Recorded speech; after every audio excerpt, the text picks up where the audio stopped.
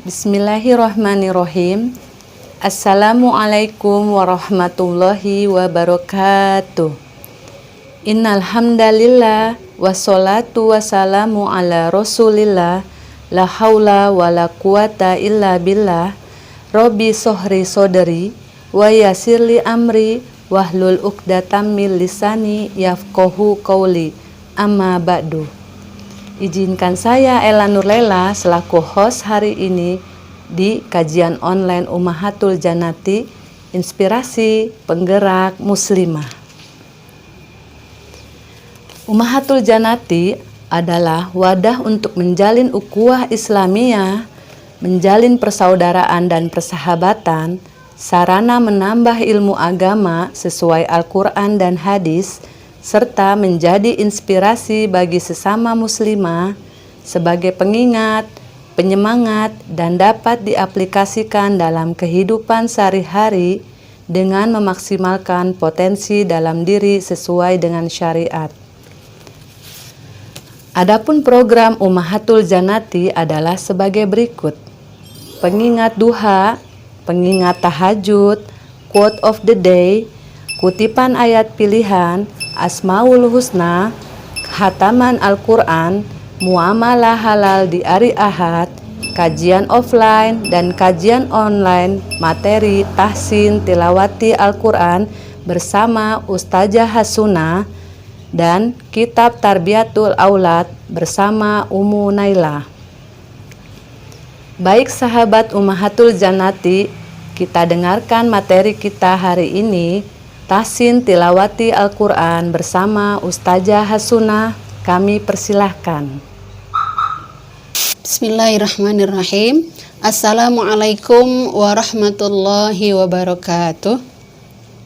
Innal hamdalillah wassalatu wassalamu ala Rasulillah la haula wala quwwata illa billah, amma ba'du. Rabbi syrah li sadri wa yassir li amri wahlul uqdatam min lisani yafqahu qawli. Subhanaka la ilma lana illa ma 'allamtana innaka antal alimul hakim.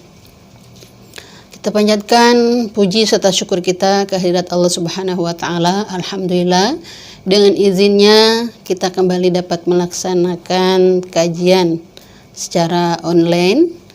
Sholawat serta salam mudah-mudahan terlimpahkan kepada seorang hamba pilihan, yaitu baginda Nabi besar kita Muhammad sallallahu alaihi wasallam.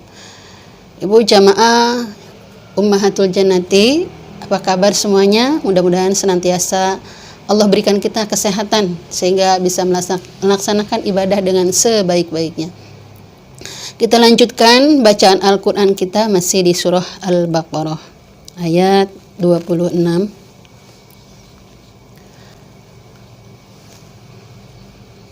A'udzu billahi minasyaitonir rajim. Bismillahirrahmanirrahim. Innallaha la yastahi an yadriba mathalan ma ba'udatan fama fawqaha. فَأَمَّا الَّذِينَ آمَنُوا فَيَعْلَمُونَ أَنَّهُ الْحَقُّ مِنْ رَبِّهِمْ وَأَمَّا الَّذِينَ كَفَرُوا فَيَقُولُونَ مَاذَا أَرَادَ اللَّهُ بِهَذَا مَثَلًا يضل به كثيرا ويهدي به كثيرا وما يضل به إلا الفاسقين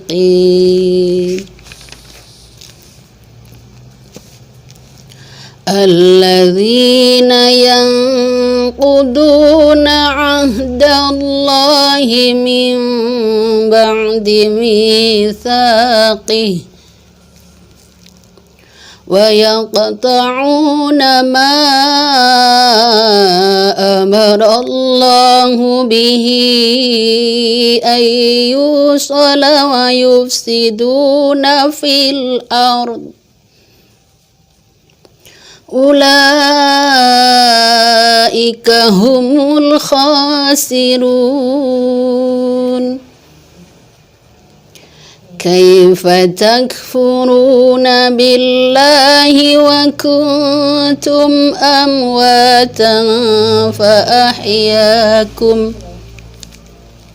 ثم يميتكم ثم يحييكم ثم إليه ترجعون هو الذي خلق لكم ما في الأرض جميعا ثم استوى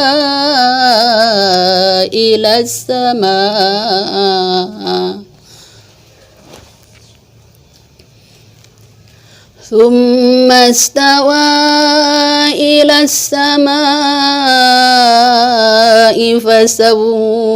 فسواهن سبع سماوات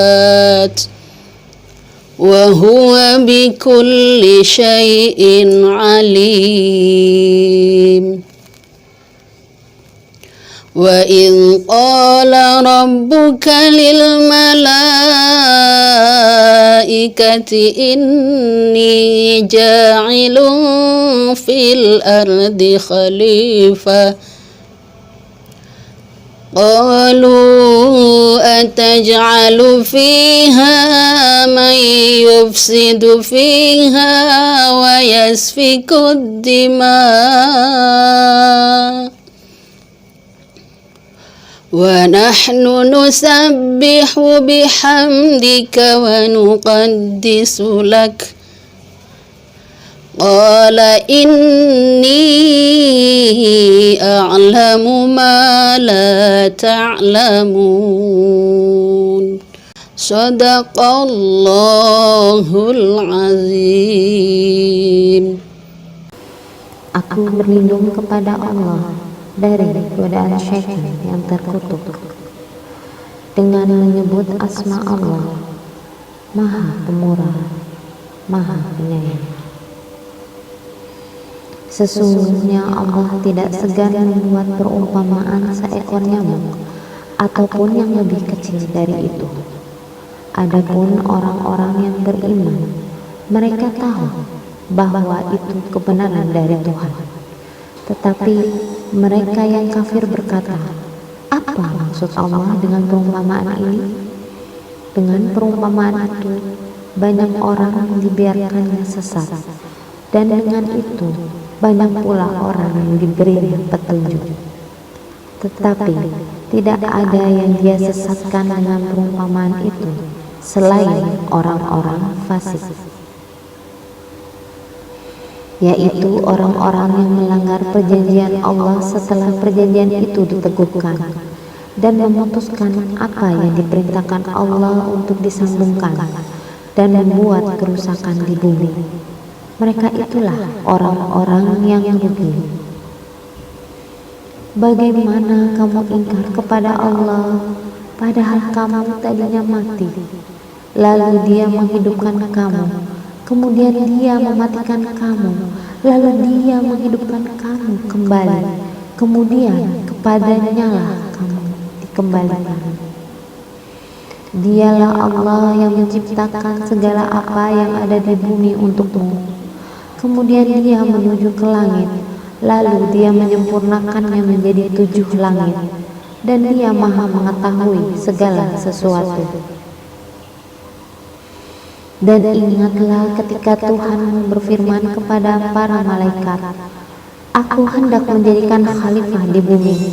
Mereka berkata, apakah engkau hendak menjadikan orang yang merusak dan menumpahkan darah di sana, sedangkan kami bertasbih memujimu dan menyucikan namamu.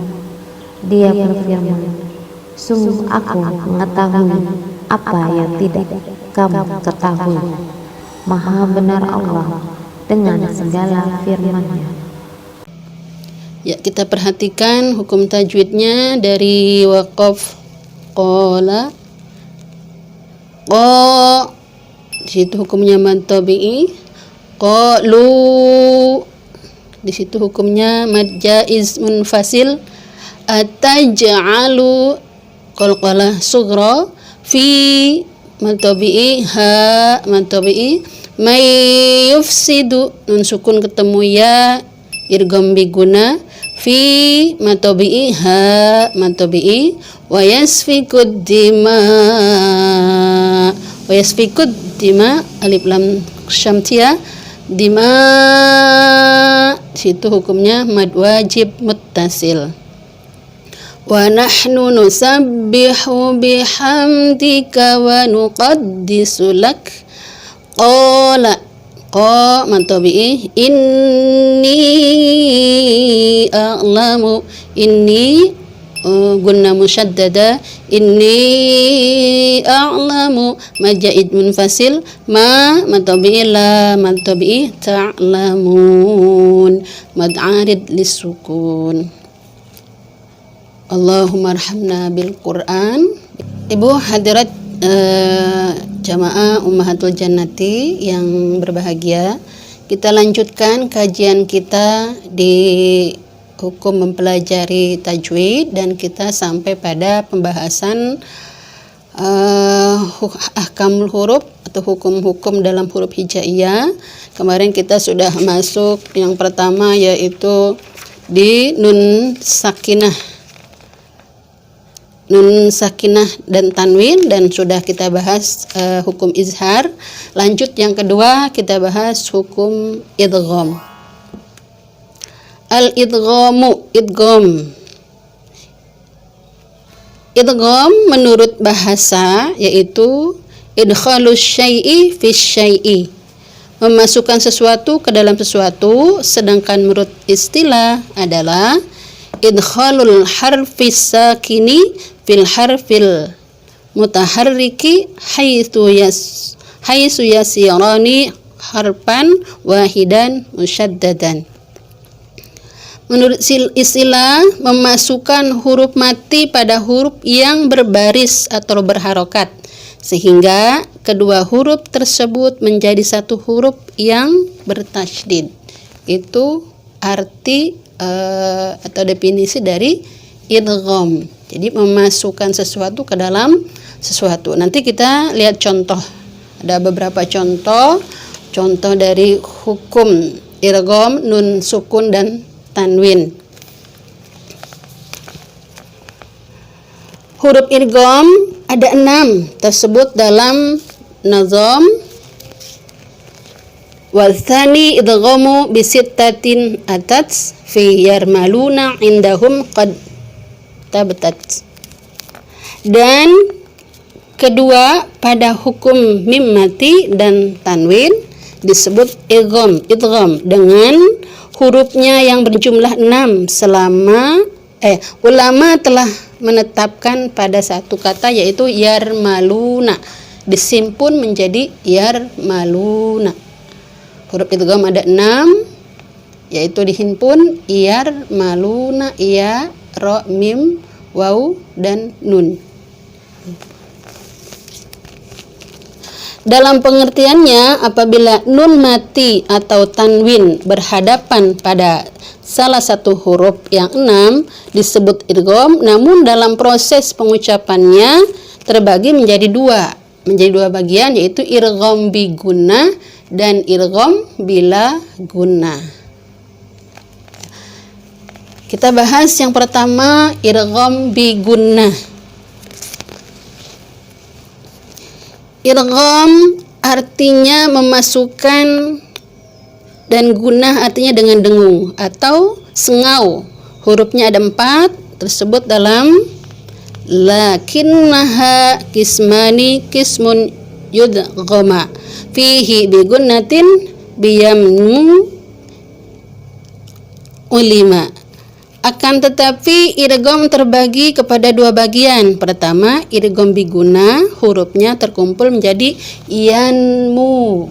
Ya, nun mim waw. Itu huruf idgham biguna. Untuk lebih kita mempermudah mengingatnya, jadi dihimpun menjadi yanmu. Ya, nun mim dan waw. Dalam pengertiannya, apabila nun mati atau tanwin berhadapan pada salah satu 4 huruf, yaitu ya, nun, mim, waw, membacanya dengan cara memasukkan nun mati atau tanwin ke dalam huruf idgham biguna yang ada di hadapannya menjadi satu ucapan, atau seakan huruf kedua bertasydid disertakan dengan dengung sepanjang 2 harokat. Jadi apabila nun sukun dan tanwin berhadapan dengan huruf idgham tadi, jadi huruf yang pertama nun sukunnya dilebur ke dalam huruf yang berada di hadapannya. Misalnya ketemu ya, nun matinya dilebur masukkan ke dalam huruf ya. Nanti kita lihat contoh ya, untuk lebih memahami. Ada contoh-contoh yang kita sampaikan. Misalnya contoh di iya, nun sukun ketemu ya, layaqdiro, harus ditahan dan nunnya dilebur ke dalam huruf iya, masukkan ke dalam huruf ya. Iya-nya seakan-akan bertasydid, sekalipun penulisannya tidak ada dituliskan tasydid, tapi dalam membacanya seakan huruf ya-nya bertasydid. Jadi layaqdiro, ditahan 1 alif 2 harokat dan didengung. Kalau kita baca seperti ini, layaqdiro, itu belum dibilang idgham biguna karena harus ditahan dan didengung. Layaqdiro. Itu contoh di nun sukun. Contoh di tanwin, tanwinnya harokat fathatain. Khairayyarah. Kalau kita baca khairayyarah, itu belum masuk kepada idgham biguna karena harus ditahan dan didengung. Dimasukkan tanwinnya dilebur masuk ke dalam suara iya. Khairayyarah.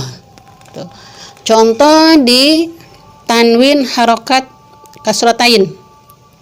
Yauma idzi yatadzakkaru, yauma idzi yatadzakkaru, tanwinnya dilebur masuk ke dalam huruf ya, seakan-akan ya-nya bertasydid.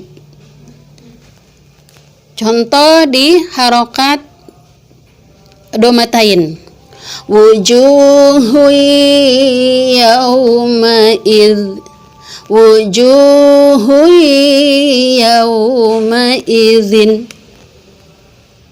Di situ harokatnya domatain hui, tanwin ketemu ya. Jadi harus ditahan 1 alif 2 harokat. Contoh nun sukun bertemu wawu.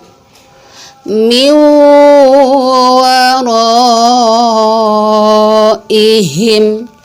miu, di situ harus ditahan, nun sukunnya dilebur masuk ke dalam wawu, wawunya seakan bertasydid.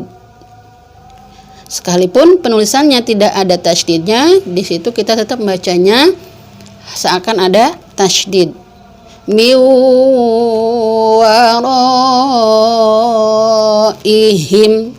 nggak boleh kita baca miwaraihim, jadi belum ada gunahnya di situ kalau kita bacanya seperti itu.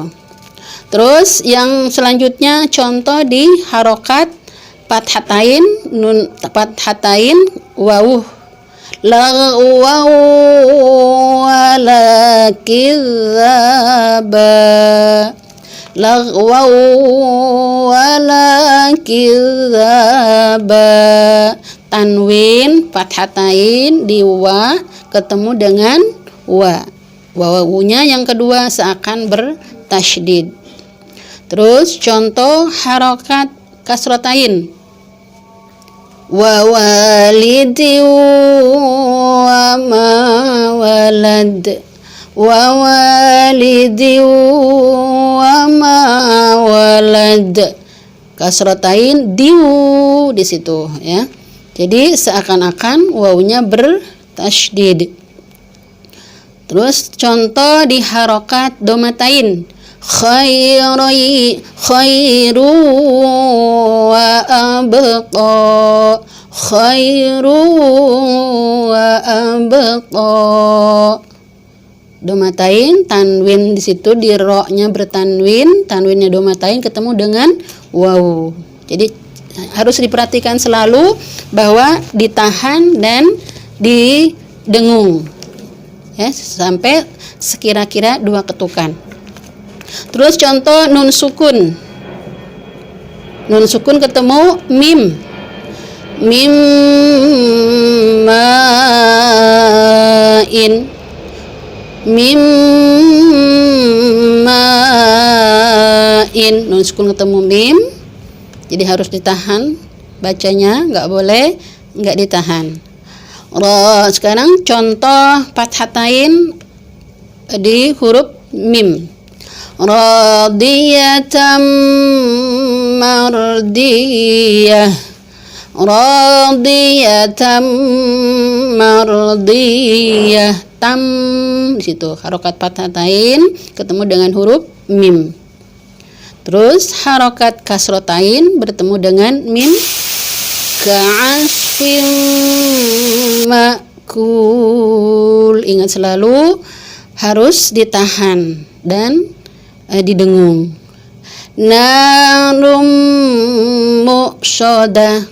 Contoh domatain bertemu mim. Selanjutnya contoh nun sukun ketemu nun. Min ni'matin. Min ni'matin. Ya, ditahan. Terus contoh nun sukun, contoh tanwin ketemu nun. Idhaman nakhirah. Idhaman nakhirah. Contoh nun sukun, contoh nun ketemu tanwin pada harokat kasrotain. Yauma idzin na'imah. Yauma idzin na'imah. Selanjutnya contoh harokat domatain ketemu nun. Khittatun naghfir lakum. Khittatun naghfir lakum. Perlu diingat bahwa idgham apabila ketemunya, dan selalu untuk hukum idgham ini terjadinya 2 kalimat. Kalau dia terjadinya 1 kalimat, maka tidak dibilang idgham biguna, tapi disebutnya izhar mutlak. Contoh pada kata atau kalimat dun ya, terus shin wa nun, qin wa nun, bun ya nun. Di situ disebutnya izhar mutlak. Enggak disebut idgham biguna karena ketemunya 1 kata. Enggak kita baca duya, enggak kita baca siwanun, enggak kita baca qiwanun, enggak kita baca buyanun, tapi tetap dibacanya dun ya, terus shin wa nun, qin wa nun, bun ya nun. Disebutnya izhar mutlak kalau terjadinya pada 1 kata. Dan di Al-Qur'an hanya 4 kata ini aja. Saat kita tadarus misalkan ketemu dengan kata-kata yang seperti ini, maka cara membacanya dijelas izhar mutlak seperti itu. Ya, saya kira untuk pembahasan idgham biguna cukup. Nanti kita lanjutkan baru di idgham bila guna. Wallahu a'lam bishawab. Bila ada kekurangan mohon maaf. Akhir kalam, wassalamualaikum warahmatullahi wabarakatuh. Alhamdulillahirabbil alamin. Jazakillah khairan kasiron kepada Ustazah Hasunah. Semoga yang menyimak dan yang mendengarkan mendapatkan rahmat dari Allah Subhanahu wa Ta'ala. Kami informasikan kembali bahwa Ummahatul Jannati mengadakan kuis di sosmed, baik Facebook maupun Instagram, dengan pertanyaan sebagai berikut. Insya Allah kami akan memilih masing-masing satu orang pemenang untuk yang menjawab pertanyaan yang paling cepat dan yang paling benar. Akhir kalam, kurang lebihnya mohon maaf. Semangat bertolabul ilmi dan istiqomah bersama Ummahatul Jannati. Wassalamualaikum warahmatullahi wabarakatuh.